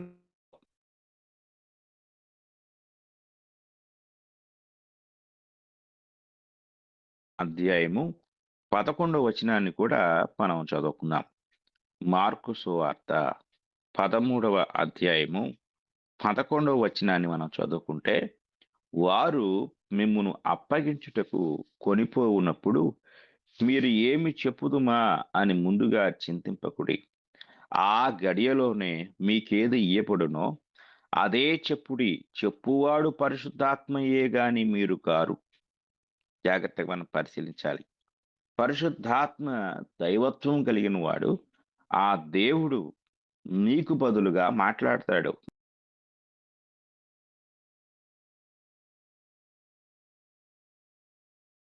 సార్ మీరు మాట్లాడండి సార్. కాబట్టి ఇక్కడ మనము గమనించినట్లయితే మరొకసారి వీటిని జ్ఞాపకం చేసుకుందాం. పరిశుద్ధాత్మ దేవుడు ఆయన దేవునిగా గుర్తించబడిన సందర్భాలను మనం ఆలోచన చేసినట్లయితే, ఒకటి గొప్ప ఆజ్ఞలో ఆయన ఉన్నారు. ఆ తర్వాత అపోస్తలుల యొక్క ఆశీర్వచనంలో ఆయన ఉన్నారు. అలాగే దేవుని వాక్యాన్ని విశ్వాసుల యొక్క హృదయాలోనికి చేర్చటంలో ఆయన దేవునిగా ఉన్నారు. అలాగే ఇక్కడ మనం పరిశీలించినప్పుడు అడ్మినిస్ట్రేషన్ అంటే ఈ కార్యనిర్వహణలో మనం ఇంతకుముందు చూసాం. ఆ యొక్క కొరింథీయులకు రాసిన పత్రిక మొదటి పత్రిక 12వ అధ్యాయం 4 నుండి 6 వచనాల్లో కూడా అక్కడ మనకి ముగ్గురు ఒకే చోట కనపడుతూ ఉంటారు. కనుక ఇవన్నీ పరిశుద్ధాత్ముని యొక్క దైవ దైవత్వాన్ని సూచించే కార్యాలుగా మనము చూడవచ్చు. కనుక మనం జాగ్రత్తగా పరిశీలించినట్లయితే పరిశుద్ధాత్ముని యొక్క కార్య నిర్వహణ ఆయన దైవత్వంలో ఒక వ్యక్తిగా ఉన్నట్లుగా, అలాగే మరి క్రైస్తవులతో కలిసి పనిచేసేవాడుగా ఉన్నట్లుగా కూడా మనము చూడగలం. ఆ తర్వాత పాయింట్ మనం చూసినట్లయితే ఆయన యొక్క కార్యాలు అంటే ఆయన యొక్క పనులను గూర్చి పాత నిబంధనలో మనం చూద్దాం. అంటే ఆయన ఏమేం పనులు చేశాడు పాత నిబంధనలోను అలాగే క్రొత్త నిబంధనలోను. మొదటిగా పాత నిబంధనలో పరిశుద్ధాత్ముని యొక్క పని జాగ్రత్తగా మనం పరిశీలించినప్పుడు ఒక వ్యక్తి సుమారుగా ఒక విషయాన్ని చెప్పాడు. సుమారుగా పాత నిబంధనలో 88 సార్లు ఆయన ప్రస్తావించబడ్డారని చెప్పారు. కానీ పరిశుద్ధాత్మను గురించిన బోధ పాత నిబంధనలో కొత్త నిబంధనలో అంత స్పష్టంగా మనకి డైరెక్ట్గా కనిపించదు. అయినప్పటికీ ఆయన యొక్క పనిని మనం జాగ్రత్తగా పరిశీలించినప్పుడు ఒకసారి మనం పాత నిబంధనకు వెళ్ళినట్లయితే ఆయన పాత నిబంధన ప్రత్యక్షతల గురించి మనం ఆలోచించినప్పుడు మొట్టమొదటిగా సంఖ్యాకాండము 24వ అధ్యాయము 2వ వచనంలో మనం చూడగలం. సంఖ్యాకాండము పాత నిబంధనలో సంఖ్యాకాండము 24వ అధ్యాయము 2వ వచనాన్ని మనం చదువుకుందాం. బిలాము కన్నులెత్తి ఇశ్రాయేలీలు తమ గోత్రముల చొప్పున దిగి ఉండుట చూచినప్పుడు దేవుని ఆత్మ అతని మీదికి దిగి వచ్చెను అనే మాట ఇక్కడికి కనపడుతుంది. అంటే పాత నిబంధనలో కూడా ఆయా సందర్భాల్లో మనుషుల మీదికి ఆయన దిగి వచ్చినట్లుగా, అనగా పరిశుద్ధాత్ముడు దిగి వచ్చినట్లుగా మనము ఇక్కడ గమనించగలం. అలాగే న్యాయాధిపతుల గ్రంథము 11వ అధ్యాయము 29వ వచనాన్ని కూడా మనం చదువుకుందాం. న్యాయాధిపతుల గ్రంథము 11వ అధ్యాయము 29వ వచనాన్ని మనం చదువుకున్నట్లయితే, యెహోవా ఆత్మ యెఫ్తా మీదికి రాగా అతడు గిలాదులోను మనష్షేలోను సంచరించుచు గిలాదు మిస్పేలో సంచరించి గిలాదు మిస్పే నుండి అమ్మోనీయుల యొద్దకు సాగెను. కనుక ఇక్కడ మనం పరిశీలించినప్పుడు ఆయా కాలాల్లో పాత నిబంధనలో ఉన్న కొందరు వ్యక్తుల మీదకి కూడా పరిశుద్ధాత్ముడు దిగి వచ్చినట్లుగా మనం ఇక్కడ జాగ్రత్తగా పరిశీలించగలం. కనుక ఆయన పనిని గూర్చి మనం ఆలోచించినప్పుడు పాత నిబంధనలో ఆ యొక్క పరిచర్యలో మనుషుల మీదకి ఆయా సందర్భాల్లో ప్రవక్తల మీదకి న్యాయాధిపతుల మీదకి ఆయన దిగి వచ్చినట్లుగా మనం ఇక్కడ గమనించగలం. అలాగే న్యాయాధిపతుల గ్రంథం 3వ అధ్యాయము 10వ వచనాన్ని కూడా మనం చదువుకుందాం.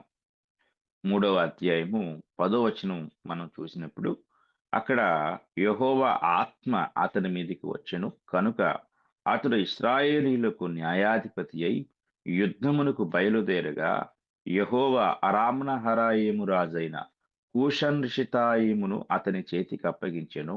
అతడు కూషన్ రిషితాయిమును జయించెను. కనుక ఈ వ్యక్తి ఎవరు అంటే ఒత్నియేలు, మొట్టమొదటి న్యాయాధిపతి.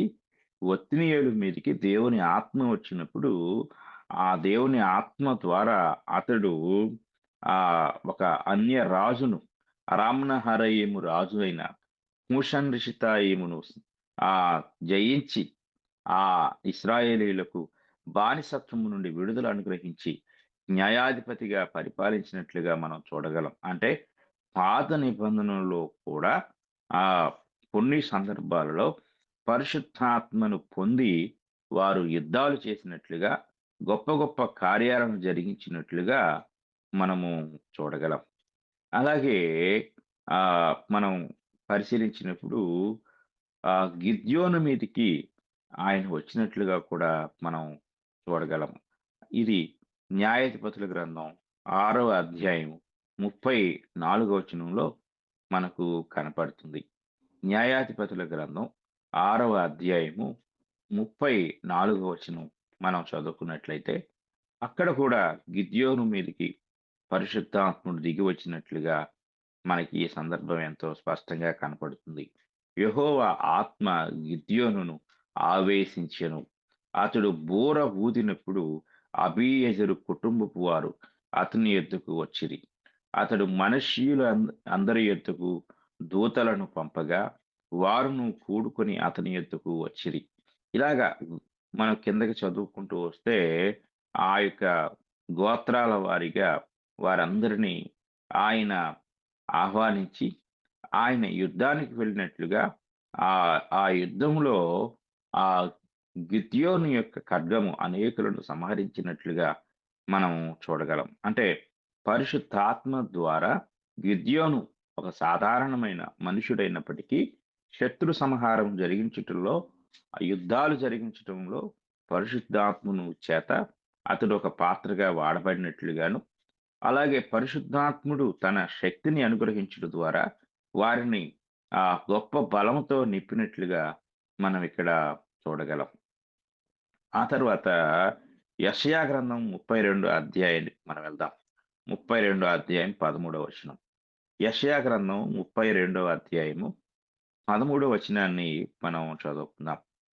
యెషయా గ్రంథం 32వ అధ్యాయము 13వ వచనాన్ని మనం చదువుకున్నట్లయితే అక్కడ ఈ మాట కనపడుతుంది. నా జనుల భూమిలో ఆనందపురములోని ఆనంద గృహములన్నిటిలో ముండ్ల తుప్పలను బలురక్కసి చెట్లను పెరుగును. పైనుండి మన మీద ఆత్మ కుమ్మరింపబడు వరకు నగరి విడువబడును. జనసమూహము గల పట్టణము విడువబడును. కొండయు కాపురుల గోపురమును ఎల్లకాలము గుహలుగా ఉండును. ఈ మధ్య ఒక సందర్భాన్ని చెప్తున్నాడు. అదేమిటంటే ఇది ఎప్పటి వరకు జరుగుతుంది అంటే పైనుండి మన మీద ఆత్మ కుమ్మరింపబడు వరకు. ఈ మాట మనకి ఏం చెప్తుందంటే ఆయా సందర్భాల్లో పరిశుద్ధాత్మ దేవుడు కొందరు వ్యక్తుల మీద కుమ్మరింపబడినట్లుగా ఇక్కడ మనం చూడగలం.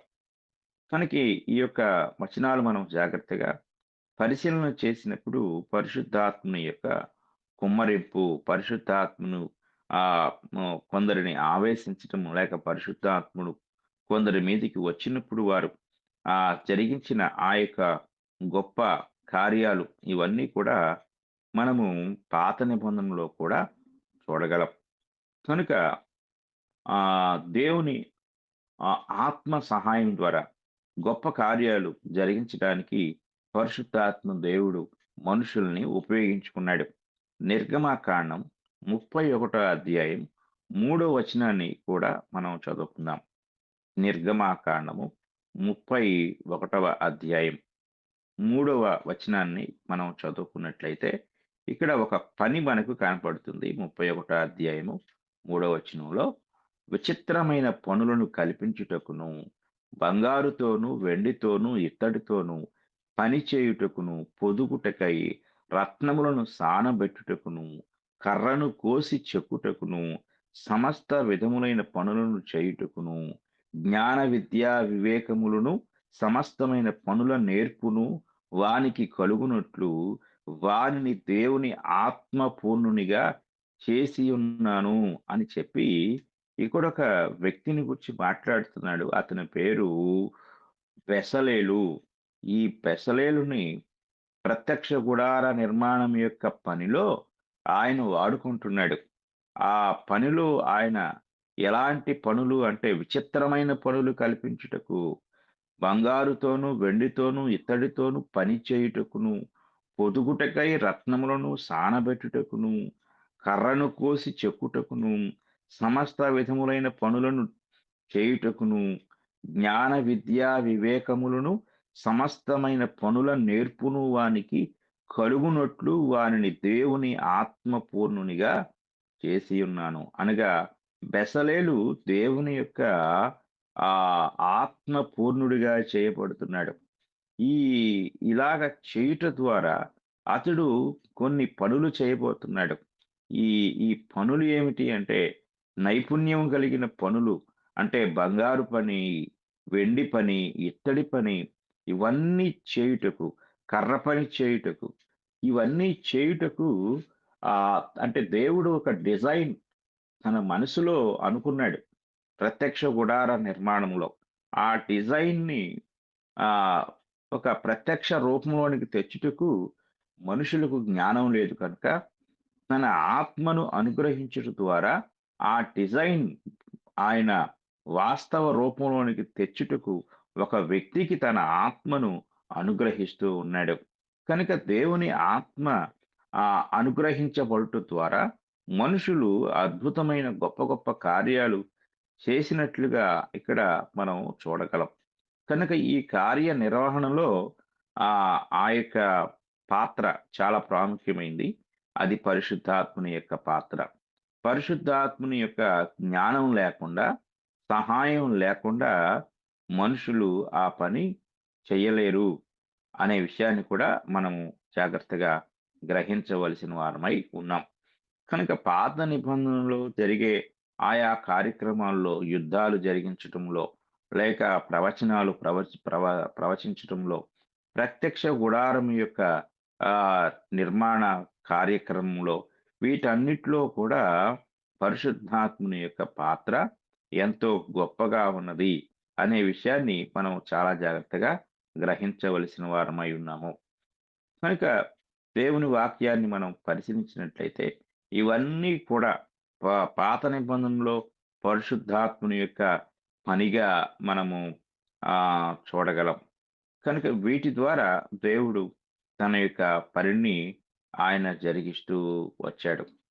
కనుక పరిశుద్ధాత్మ విశ్వాసులలో శాశ్వతంగా నివసించినట్లు ఎప్పుడూ చూపబడలేదు. అది పరిశుద్ధాత్మ వారిని నింపాడు గాని వారిలో నివసించలేదు. అంటే ఆయన వారితో ఉండి వారికి కావలసిన ఆయన యొక్క జ్ఞానాన్ని అనుగ్రహిస్తూ ఆ యొక్క తాను అనుగ్రహించిన జ్ఞానం ద్వారా ఈ కార్య నిర్వహణ అంతటినీ కూడా జరిగించినట్లుగా మనము చూడగలం. కనుక మనము ఆలోచించినప్పుడు ఈ పరిశుద్ధాత్ముని యొక్క పని, ఇంకా మనం పరిశుద్ధాత్ముని యొక్క పనిని క్రొత్త నిబంధనలో ఆయన పని జరిగించాడు అనే విషయాలను మనము రేపటి దినము మనము ధ్యానిద్దాము. కనుక ఇంతవరకు కూడా పరిశుద్ధాత్ముని యొక్క దైవత్వము, అలాగే పరిశుద్ధాత్ముని యొక్క పని అంటే సృష్టిలోను, అలాగే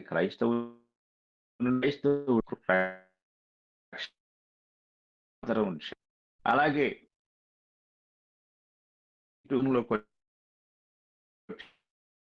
వాళ్ళలో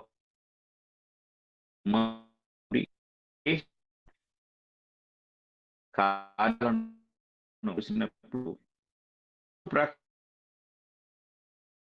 దేవుడు చేయగలిగే విధంగా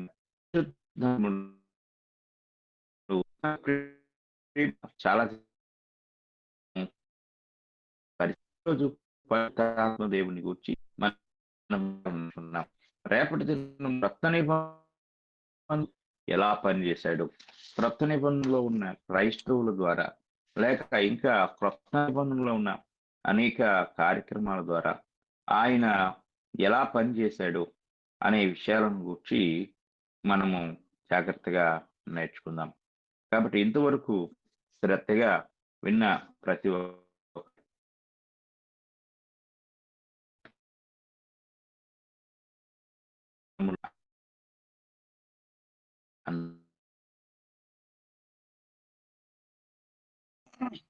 సార్ వందనాలు సార్. మీకు కూడా మీ వాయిస్ చివరిలో కొంచెం కట్ అయింది సార్. ముగింపు ప్రార్థన చేయండి. పరిశుద్ధుడు అయిన తండ్రి, ప్రేమ కలిగిన దేవా, మీ కృప కలిగిన ఘనమైన నామానికి స్తుతులు, స్తోత్రాలు, కృతజ్ఞతలు చెల్లిస్తున్నాం. మా తండ్రి, మరి సాంకేతిక పరమైన కొన్ని లోపాలు ఉన్నప్పటికీ ప్రతి ఒక్కరము కూడా ఆశతో, ఆసక్తితో తండ్రి ఈ యొక్క ఉదయకాల సమయంలో మీ వాక్యాన్ని నేర్చుకున్నట్టుకు, మీ సహవాస అనుభూతిని పొందుటకు మీరు చూపిన కృపను బట్టి మీకు స్తుతులు, స్తోత్రాలు చెల్లిస్తున్నాం. మా గొప్ప తండ్రి, మా దేవ, ఈ యొక్క వేదిక ద్వారా మీరు బయలుపరుస్తున్న సత్యమును బట్టి మీకు స్తుతులు, స్తోత్రాలు.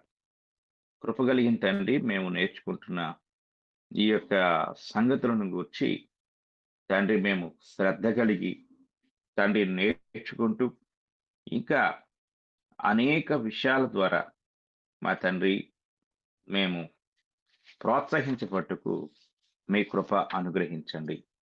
మీ సహాయం దయచేయండి. పరిశుద్ధాత్ముని పట్ల ఈ లోకంలో ఎందరైతే చిన్న చూపు కలిగి ఉన్నారో, తక్కువ అవగాహన కలిగి ఉన్నారో, వారందరి విషయంలో కూడా తండ్రి మీరు బయలుపరిచే పాఠముల ద్వారా మా తండ్రి మేము స్పష్టమైన జ్ఞానము, గ్రహింపు, అవగాహన కలిగి ఉండే భాగ్యము దయచేయమని నీ కృప ద్వారా వేడుకుంటూ ఉన్నాం. దైవత్వంలో ఒక వ్యక్తిగా, అలాగే మిగిలిన ఇద్దరితో సమానుడిగా తండ్రి మీరు ఏర్పరచుకున్న కార్యాలు జరిగించుటలో ఒక గొప్ప ఉన్నతమైన వ్యక్తిగా ఉన్న పరిశుద్ధాత్మ దేవుని గూర్చిన జ్ఞానము, గ్రహింపు ప్రతి ఒక్కరికి సమృద్ధిగా మీరు దయచేయండి. గ్రూపులో చేరి వింటున్న వారందరూ కూడా సమానమైన జ్ఞానమును, సమానమైన భావమును కలిగి పరిశుద్ధాత్మని పట్ల గ్రహింపు కలిగి ఉండే భాగ్యం అనుగ్రహించండి. వాక్యానికి విరుద్ధమైన ఆ ఉద్దేశాలు, తలంపులు ఎవరిలోనైనా ఉంటే దయతో వాటిని తొలగించమని, అలాంటి మంచి మనసు వారికి అనుగ్రహించమని వేడుకుంటున్నాం. అలాగే మా తండ్రి, మా దేవా, మరి ఈ సమయంలో గ్రూపులో ఉన్న మా ప్రియులందరినీ మీరు జ్ఞాపకం చేసుకోనండి. పాటలు పాడిన వారు, వాక్యం చదివిన వారు, అలాగే తండ్రి మరి నాకంటే ముందుగా తండ్రి మీ వాక్యాన్ని ఒక్కొక్క అధ్యాయాన్ని వివరిస్తున్న మీ దాసుని మీ కృప ద్వారా జ్ఞాపకం చేసుకోనండి, ఆశీర్వదించండి. తండ్రి మీకు స్తోత్రాలు చెల్లిస్తా ఉన్నాం. అలాగే మా తండ్రి మరి ఒక చిన్న బిడ్డ ఆరోగ్యాన్ని బట్టి ప్రార్థిస్తున్నాం. జలుబు, జ్వరము, ఇతరత్ర సమస్యలతో ప్రస్తుత వాతావరణ ప్రభావంతో చాలా మంది పిల్లలు కుంగిపోతున్నారు. తండ్రి వారందరినీ మీరు బలపరచండి, స్వస్థపరచండి. అలాగే హార్ట్ ప్రాబ్లంతో బాధపడుతున్న చిన్న బిడ్డను కూడా మీరు జ్ఞాపకం చేసుకోనండి. అలాగే తండ్రి మరి వేల్పూరు స్థానిక సంఘంలో మోకాలు నొప్పితో తండ్రి మరి బాధపడుతున్న సహోదరి కుమారి గారిని గురించి ప్రార్థిస్తున్నాం. తండ్రి మరి మీ దాసురాలి ఆ ఖాళీ నొప్పి నుండి విడిపించి త్వరగా నడిచి మీ పనులు చేయటకు కావలసిన శక్తిని, బలమును మీరు అనుగ్రహించండి. అలాగే ప్రతి స్థానిక సంఘంలో, ప్రతి కుటుంబంలో కూడా ఎందరైతే బలహీనులుగా ఉన్నారో వారందరినీ మీరు స్వస్థపరిచి ఆశీర్వదించండి. అలాగే మా తండ్రి ఆన్లైన్ బైబిల్ ఇన్స్టిట్యూట్ తండ్రి మీ యొక్క మహాకృపను బట్టి తండ్రి మరి అనేకులకు ఒక గొప్ప జ్ఞానదాయినిగా తండ్రి భవిష్యత్తులో మార్చబట్టు ఆ యొక్క మరి ఇన్స్టిట్యూట్ కొరకు మీరు ఎన్నుకున్న, ఏర్పరచుకున్న తండ్రి ప్రతి బిడ్డను మీరు ఆశీర్వదించండి. ప్రతి ఒక్కరు ప్రార్థించే మనస్సు మీరు అనుగ్రహించండి. అలాగే ఈ కార్యభారం అంతటిని ఇప్పుడు నడిపిస్తున్న మీ దాసునికి ఇచ్చిన కుటుంబాన్ని మీరు దీవించండి. ఆత్మీయంగాను, ఆర్థికంగాను అన్ని విషయాల్లో మీ దాసుని మీరు బలపరిచి మీ కార్యాలు జరిగించడంలో మీరు వాడుకోమని వేడుకుంటున్నాం. ఆ తండ్రి మీకు స్తోత్రాలు చెల్లిస్తా ఉన్నాం. తండ్రి మరి మీ మహాకృప ద్వారా ఈ నూతన సంవత్సరంలో మేము నేర్చుకుంటున్న ప్రతి సంగతి కూడా హృదయపూర్వకంగా గ్రహిస్తూ ఒకరితోనొకరు అన్యోన్య సహవాసము, ఏకత్వము కలిగిన వారమై ఈ గ్రూపులో కొనసాగే భాగ్యం ప్రతి ఒక్కరికి దయచేయమని ఈ ప్రార్థన మా ప్రభు అయిన యేసుక్రీస్తు వారి పరిశుద్ధ నామములో అడిగి వేడుకుంటున్నాము తండ్రి. ఆమేన్.